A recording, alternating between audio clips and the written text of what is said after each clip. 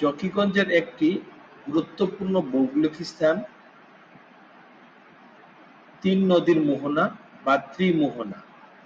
এই ত্রিমোহনা যে পয়েন্টটা, এখানে বরাক নদী, ইন্ডিয়া থেকে যে নদী আসছে বরাক নদী, সে বরাক নদী এসে এই পয়েন্টে বিভক্ত হয়ে সুরমা এবং কুশিয়ারা নামে বাংলাদেশে প্রবেশ করেছে।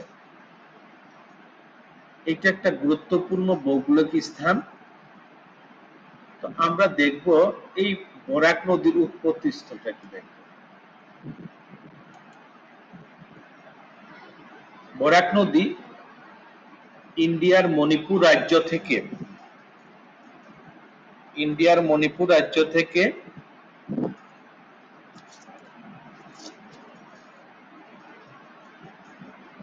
মিজোরাম, আসাম হয়ে প্রায় 900 কিলোমিটার অতিক্রম করে এই পয়েন্ট মানে ত্রিমোহনাতে সুরমা ও কুশিয়ারা নামে বাংলাদেশে প্রবেশ করেছে। এই পয়েন্ট খুবই গুরুত্বপূর্ণ একটি ভৌগোলিক স্থান এবং একে ত্রিমোহনা বলা হয়। দেখি আমরা একটু, এই যে বরাক নদী পুরো ইন্ডিয়াতে আছে। বরাক নদী ধীরে ধীরে এসে এই পয়েন্টে আছে। এই যে অংশটা আছে, এটা হলো কুশিয়ারা। এটা বাংলাদেশে প্রবেশ করেছে কুশিয়ারার নাম হয়ে। তো কিছু অংশ বাংলাদেশে প্রবেশ করার পরে আবার এই নদী ইন্ডিয়া এবং বাংলাদেশের বর্ডার হিসাবে কাজ করছে। এই যে এটা হলো বাংলাদেশ, এটা হলো ইন্ডিয়া। আবার এই পয়েন্ট থেকে এই অংশটা হলো সুরমা। এটা প্রবাহিত হয়েছে, এটা এই যে দেখেন প্রবাহিত হয়ে এটা সুরমা নামে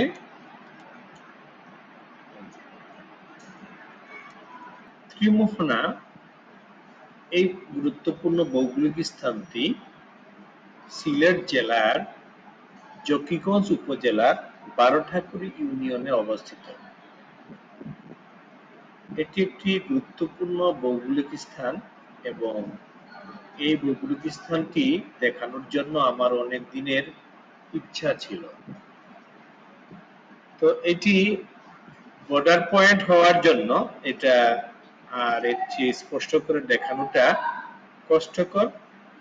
এর জন্য আমি চিন্তা করেছি যে এটা ম্যাপের মাধ্যমে দেখাবো। এই যে পয়েন্ট, এই যে দেখা যাচ্ছে, এটা হলো বরাক নদী।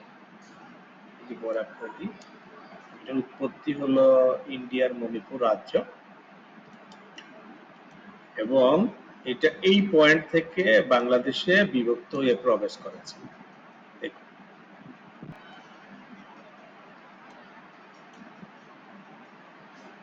এই যে পয়েন্ট, এটা হলো ত্রিমোহনা। এই ত্রিমোহনা পয়েন্টটা, এই যে ইন্ডিয়ার বরাক নদী, এই যে ইন্ডিয়া থেকে আসছে বরাক নদী, এটার উৎপত্তি স্থল হলো ইন্ডিয়ার মণিপুর রাজ্য এবং এসে এইখানে বিভক্ত হয়ে, দেখো এটা হলো কুশিয়ারা, এই অংশটা হলো কুশিয়ারা এই বাংলাদেশে প্রবেশ করেছে। আর এই অংশটা হলো সুরমা, যেটা আমরা সুরমা নদী সিলেটের মধ্যে পাই। এই হলো এই গুরুত্বপূর্ণ স্থানটা দেখানোর বা আলোচনা করার আমার অনেক দিনের ইচ্ছা ছিল। যাই হোক, যদি আপনাদের ভালো লাগে এরকম, তাহলে আপনারা আমার সাথে থাকবেন।